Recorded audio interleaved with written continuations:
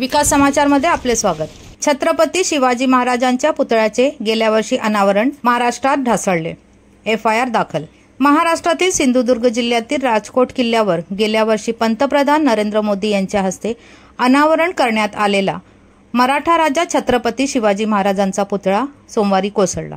मालवण येथील राजकोट किल्ल्यावर दुपारी 1च्या सुमारास छत्रपती शिवाजी महाराजांचा 35 फूट लांबीचा पुतळा कोसळला आहे। परिस्थितीचा आढावा घेण्यासाठी पोलीस आणि जिल्हा प्रशासनाचे वरिष्ठ अधिकारी घटनास्थळी पोहोचले आणि नुकसानीची पाहणी केली जात आहे, असे एका अधिकाऱ्यांनी सांगितले। तज्ञ कोसळण्याचे नेमके कारण शोधून काढतील, परंतु जिल्ह्यात गेल्या 2 ते 3 दिवसात जोरदार पाऊस आणि सोसाट्याचा वारा दिसला आहे, असे अधिकाऱ्यांनी सांगितले।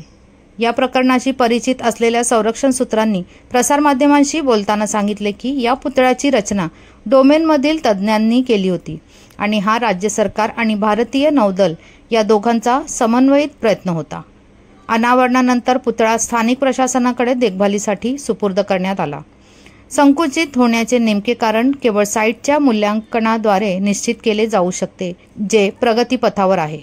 भारतीय नौदल दिनानिमित्त 4 डिसेंबर 2023 रोजी पंतप्रधान नरेंद्र मोदी यांच्या हस्ते भव्य पुतळ्याचे अनावरण करण्यात आले। कोसळण्याच्या घटनेत 2 जणांविरुद्ध FIR दाखल करण्यात आला आहे। मेसर्स आर्टिस्ट कंपनीचे प्रोप्रायटर जयदीप आपटे आणि स्ट्रक्चरल कन्सल्टंट चेतन पाटील यांच्यावर मालवण पोलिसांनी गुन्हा दाखल केला आहे। भारतीय न्यायालयाने देखील एक निवेदन जारी करून म्हटले आहे की त्यांनी कोसळण्याच्या कारणाचा त्वरित तपास करण्यासाठी एक पथक नियुक्त केले आहे।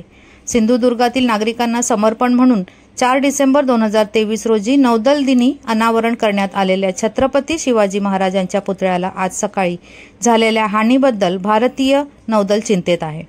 राज्य सरकार आणि संबंधित तज्ञांसह नौदलाने या दुर्दैवी अपघाताच्या कारणाचा त्वरित तपास करण्यासाठी आणि लवकरात लवकर पुतळा दुरुस्ती पुनर्स्थापित करण्यासाठी पावले उचलण्यासाठी एक पथक नियुक्त केले आहे।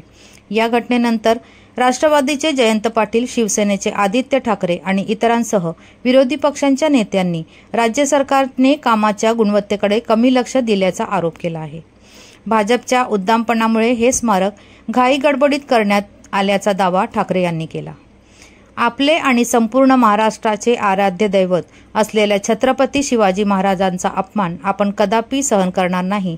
निवडणुका डोळ्यासमोर ठेवून घाई गडबडीत बांधलेले आणि मोदीजींच्या हस्ते उद्घाटन झालेले मालवणमधील छत्रपती शिवाजी महाराजांचे स्मारक अवघ्या 8 महिन्यात आज कोसळले। त्या उद्दामपणामुळे त्यांचे गांभीर्य लक्षात न घेता महाराजांचे स्मारक घाईघाईने करण्यात आले। केवळ महाराजांची प्रतिमा वापरण्याचा हेतू होता, त्यामुळे स्मारकाचा दर्जा विचारात घेतला गेला नाही। स्थानिकांचे म्हणणेही ऐकले नाही। आज आपल्या महाराजांचा पुतळा खाली पडताना पाहिल्यावर मनात खूप वेदना झाल्या। महाराजांचा अपमान करणाऱ्या मिंदे राजवटीला आणि भाजप नावाच्या विषारी सापाला आता चावावे लागेल। महाराष्ट्राची शान असलेल्या छत्रपती शिवरायांची प्रत्येक प्रतिमा जपली पाहिजे, समाज माध्यमावरील एका पोस्टमध्ये त्यांनी मराठीत म्हटले।